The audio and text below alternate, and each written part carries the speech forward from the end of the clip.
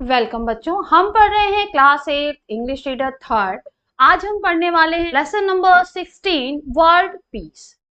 World का मतलब है बच्चों विश्व और पीस का मतलब है शांति। तो लेसन का नाम क्या हुआ? विश्व शांति।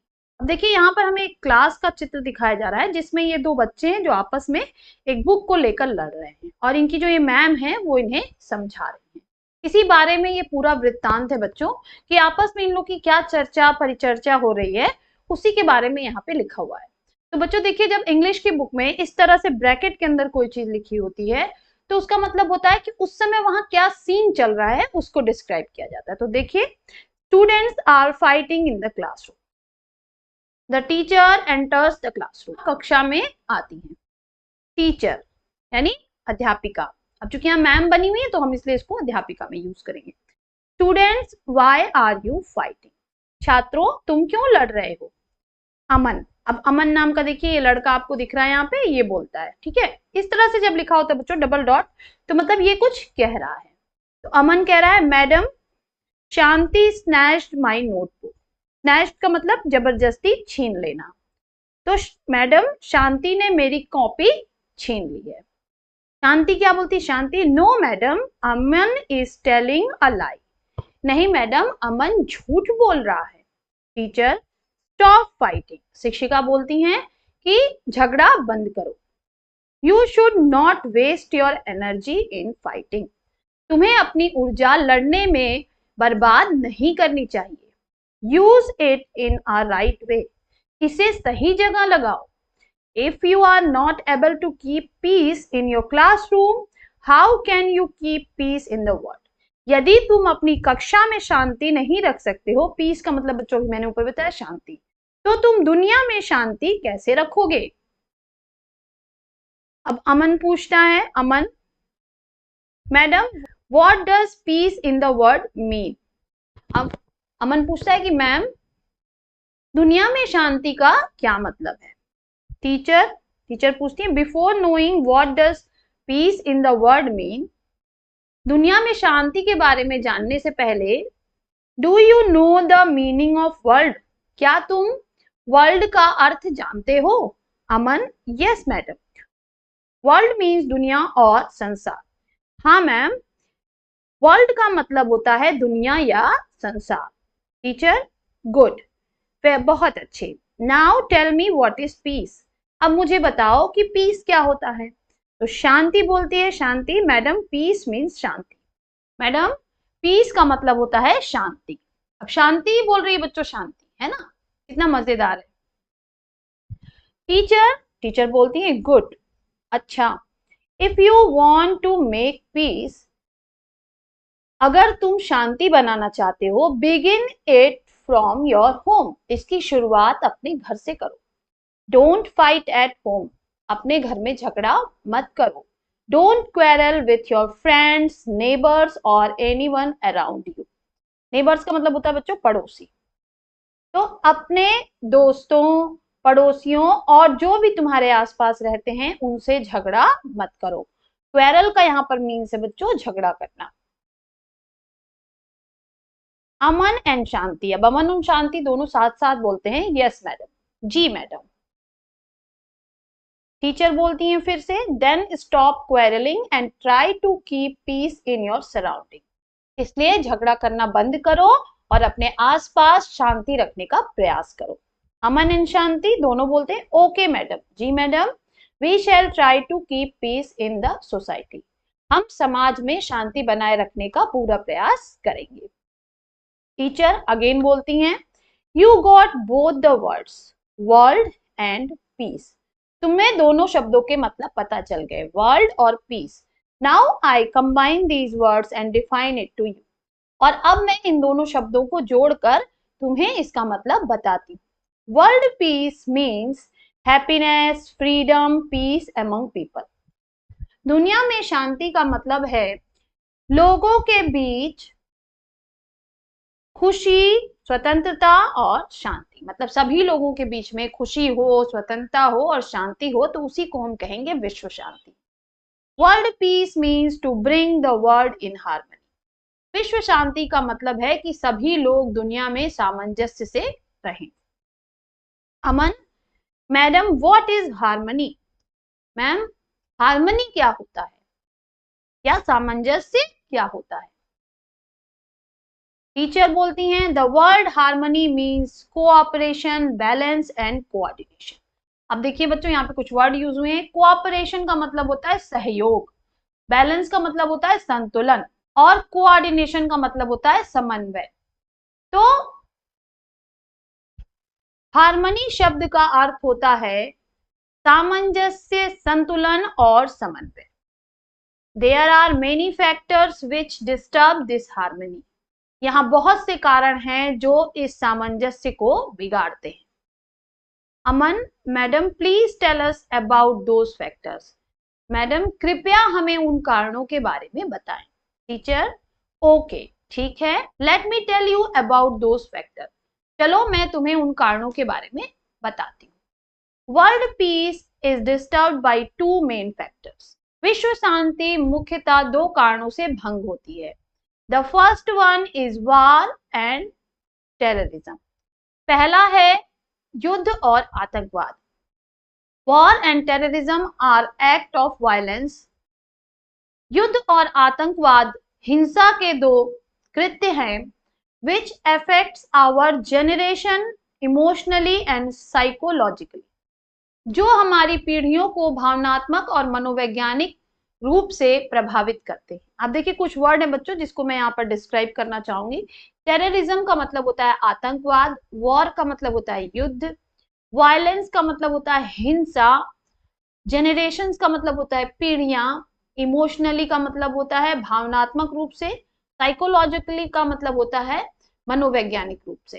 ठीक है, चलिए आगे बढ़ते हैं।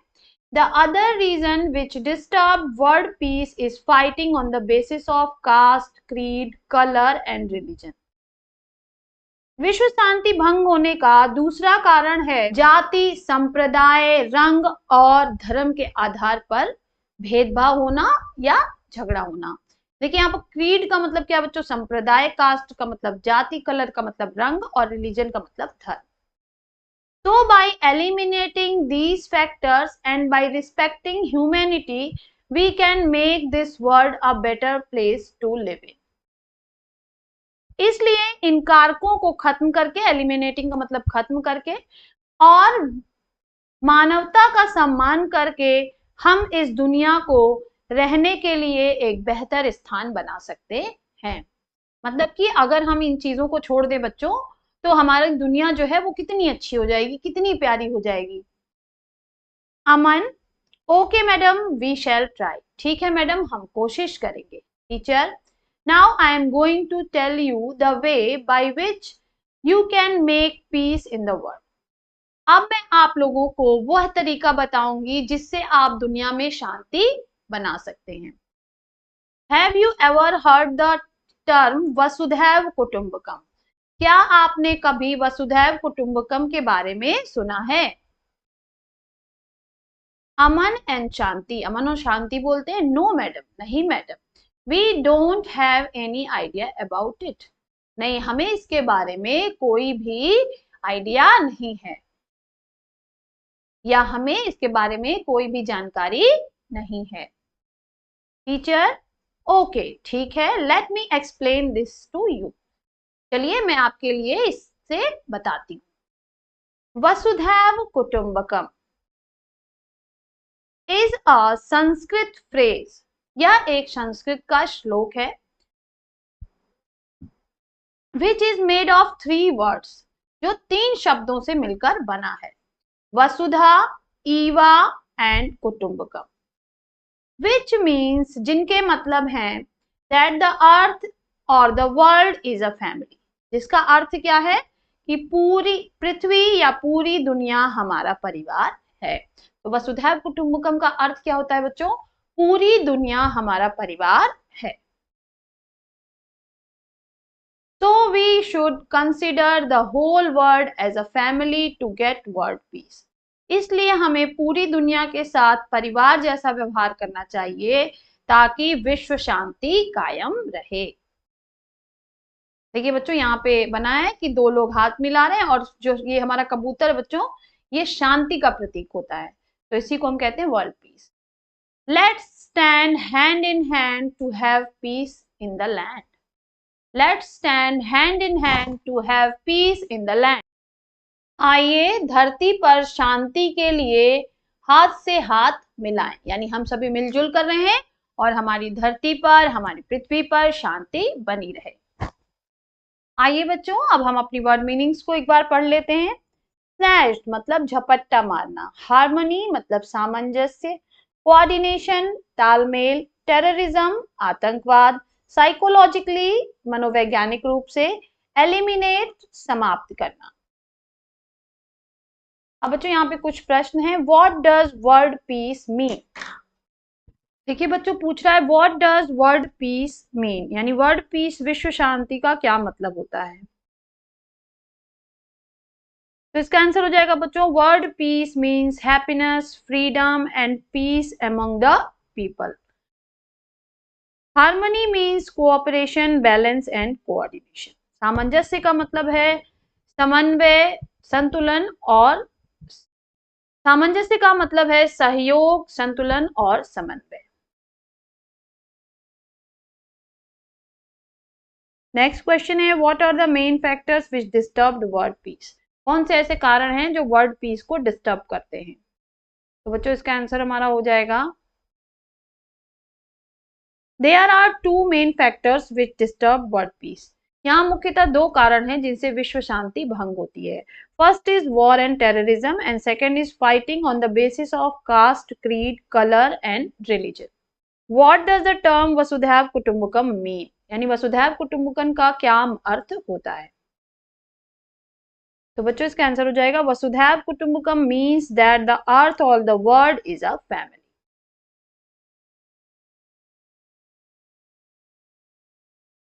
लास्ट क्वेश्चन हमसे पूछ रहा है, what can we do in order to keep peace in our surrounding? हमें क्या करना चाहिए हमारे आसपास शांति बनाए रखने के लिए?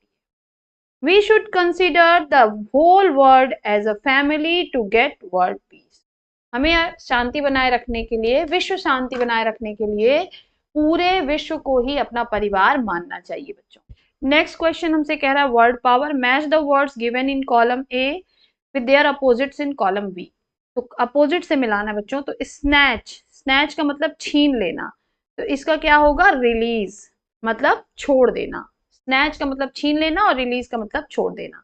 नेक्स्ट है क्वेरल, क्वेरल का मतलब होता है झगड़ा करना, तो इसका क्या हो जाएगा, पीस यानी शांति, शांति रखना, झगड़ा करना। नेक्स्ट है बच्चों फ्रेंड, फ्रेंड का मतलब मित्र, तो इसका हो जाएगा एनिमी, एनिमी मतलब शत्रु। उसके बाद है फ्रीडम, फ्रीडम का मतलब स्वतंत्रता, तो इसका जो हो जाएगा बच्चों वो हो जाएगा स्लेवरी, यानी किसी की गुलामी करना। नेक्स्ट है हार्मनी, हार्मनी का मतलब सामंजस्य, तो इसका हो जाएगा बच्चों कॉन्फ्लिक्ट, कॉन्फ्लिक्ट का मतलब होता है किसी से झगड़ा होना या किसी से जो है बहस होना। नेक्स्ट है बच्चों वायलेंस, वायलेंस मतलब हिंसा, तो नॉन वायलेंस मतलब अहिंसा। उसके बाद है एलिमिनेट मतलब बाहर निकालना, तो इसका क्या मतलब होगा, इंक्लूड मतलब ले लेना, जोड़ लेना। उसके बाद है डिफरेंट, डिफरेंट का मतलब अलग, तो सेम का मतलब जो है उसके जैसा। नेक्स्ट हमसे कह रहा है, tick the correct words in the given bracket, जो सही है उस पर टिक लगाइए। सम डेजर्ट्स आर, अब बियर लिखा और बेयर, तो बेयर होगा बच्चों, बेयर का मतलब वीरान, and rocky. We shall go to Delhi next week या वीक, अब इस वाले वीक का मतलब होता है बच्चों कमजोर और इस वाले वीक का मतलब होता है सप्ताह, तो हम किस पे चिन्ह लगाएंगे, वीक पे, WEE के, इसका मतलब होता है सप्ताह। We get milk from a dairy या डायरी, तो डेयरी होगा बच्चों, डायरी नहीं डेयरी। नेक्स्ट कह रहा है वीट फ्लोर या फ्लोर, अब FLOUR इसका मतलब होता है आटा और इसका मतलब होता है फर्श, तो वीट फ्लोर यानी गेहूं का आटा is use to make bread, bread बनाने के लिए इस्तेमाल होता है। नेक्स्ट हमसे कह रहा है लैंग्वेज प्रैक्टिस, तो active voice and passive voice के बारे में हम जानेंगे। Compare these two sentences, Ritu drew a beautiful picture, Ritu ने एक सुंदर पिक्चर बनाई। A beautiful picture was drawn by Ritu, एक सुंदर पिक्चर रितु के द्वारा बनाई गई। तो बच्चों पहला वाला जो है वो एक्टिव वॉइस है और दूसरा वाला जो है वो पैसिव वॉइस है। तो यहाँ पे हमसे कह रहा है both the sentence mean the same, दोनों वाक्यों का अर्थ समान है। The only difference between them is that in first sentence the subject is the door of the action, that is the subject is active. तो यहाँ पे कह रहा है बच्चों की जो सब्जेक्ट है हमारा यानी रीतू वही करता है, डोअर ऑफ द एक्शन यानी जो काम हो रहा है वही उसका करता है और सब्जेक्ट एक्टिव है। ठीक है, रीतू ने एक सुंदर पेंटिंग बनाई, इसका मतलब क्या है, रीतू ने एक सुंदर पेंटिंग बनाई। जबकि दूसरे में क्या है, the verb do is therefore said to be in the active voice. जो वर्ड है बच्चों ड्यू यानी बनाया गया वो एक्टिव वॉइस में कहा गया। Other hand, in the second sentence, the subject is not active. Subject active नहीं है बल्कि passive है। The verb was drawn is therefore said to be in the passive voice. तो उसके द्वारा बनाया गया किस वॉइस में कहा गया है, पैसिव वॉइस में कहा गया है। ठीक है, तो एक्टिव वॉइस क्या है, सतीश गाइडेड मी, सतीश ने मेरा मार्गदर्शन किया। तो इसका पैसिव वॉइस क्या हो गया, I was guided by Satish, मुझे सतीश द्वारा गाइड किया गया। A village women is making combs, एक गांव की औरत कंघी बनाती है। Combs are being made by village women, कंघी गांव की औरतों के द्वारा बनाई गई। तेजस भाई हैज संग मेनी पंडावनी सॉन्ग्स, तेजस भाई ने बहुत से पांडावनी सॉन्ग्स गाए हैं। Many Pandavani songs has been sung by Tejas भाई, बहुत से पंडावनी सॉन्ग तेजस भाई के द्वारा गाए गए हैं। The Bhils will never hurt you, Bhil तुम्हें कभी भी नुकसान नहीं पहुंचाएंगे। You will never be hurt by Bhils, तुम्हें कभी भी भीलों द्वारा नुकसान नहीं पहुंचाया जाएगा। उसके बाद हमसे कह रहा है now change the following sentence in passive voice, the verbs are given in brackets for your help, the first one has been done for you. My mother writes detective stories, मेरी माँ जासूसी कहानियां लिखती हैं। अब हमको चेंज किस में करना है, आर रिटन में, तो हम चेंज कर देंगे detective stories are written by my mother, जासूसी कहानियां मेरी माँ द्वारा लिखी जाती हैं।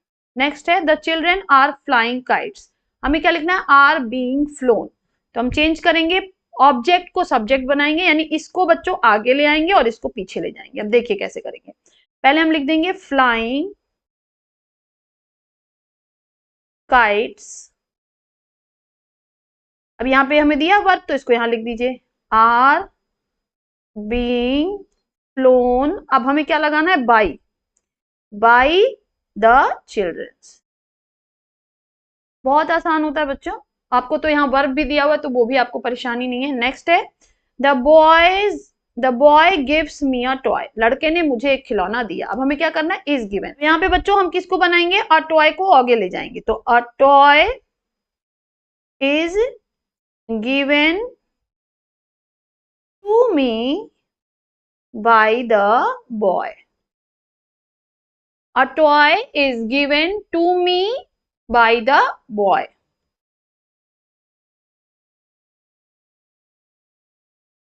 इस तरह से बच्चों हम चेंज कर लेंगे। नेक्स्ट है हमारा you have sold the car, तुमने कार बेच दी, तो द कार को हम आगे लाएंगे, the car has been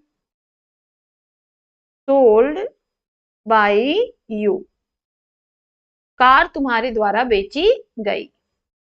He sings a song, उसने एक गाना गाया, तो चेंज होके क्या हो जाएगा, a song is sung by him,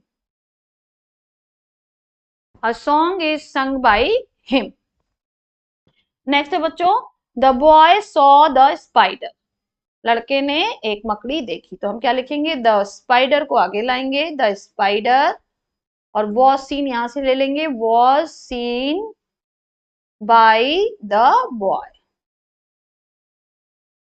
बहुत इजी है बच्चों, आई होप आप कर पाएंगे, इस तरह से आप कर लेंगे, the spider was seen by the boy. Next है हमसे एक्टिविटी कह रहा है बच्चों, देखिए हमसे यहाँ पे एक्टिविटी कह रहा है, तो ये एक्टिविटी आपका होमवर्क होती है। तो आप right the following poem on a chart paper and hang it in your classroom और स्कूल। तो आपको लिखना है इस पे पोयम, इस पोयम को लिखना है चार्ट पे और अपने क्लास में टांगना है। Darkness can not drive out darkness, अंधेरे से अंधेरा नहीं मिटता। Only light can do this, केवल रोशनी ये कर सकती है। Hate can not drive out hate, शत्रुता से शत्रुता नहीं मिटती है। Only love can do that, केवल प्रेम से ही शत्रुता को हटाया जा सकता है। Discuss with your teacher about the leaders who contributed to the world peace and write a few lines about them in your notebook. पहले है महात्मा गांधी, दूसरे हैं नेल्सन मंडेला और तीसरी चित्र है बच्चों दलाई लामा। इन्होंने तीनों लोगों ने अहिंसा के और शांति के क्षेत्र में बहुत सारे काम किए हैं। तो आपको इनके बारे में ढूंढ कर नेट से या अपनी टीचर से पूछकर अपनी नोटबुक में कम से कम 4-4 लाइनें लिखनी है। तो आई होप आप सभी ये कर लेंगे। अगर आप नहीं कर पाते बच्चों तो आप कमेंट करिए, तो उसको भी मैं आपको करवा दूंगा। एक चैप्टर बचेगा, पूरी प्लेलिस्ट मैंने अपलोड कर दी है और इस प्लेलिस्ट को मैं एंड स्क्रीन पर लगा रही हूँ। आप ज्यादा से ज्यादा इस प्लेलिस्ट को बच्चों देखें, पढ़ें और अपनी क्लास के अपने दोस्तों के साथ भी शेयर करें, ताकि वे भी आसानी से इंग्लिश के पूरी बुक को बहुत ही कम समय में तैयार कर सकें। तो पढ़ते रहिए, आगे बढ़ते रहिए। बाय बाय बच्चों।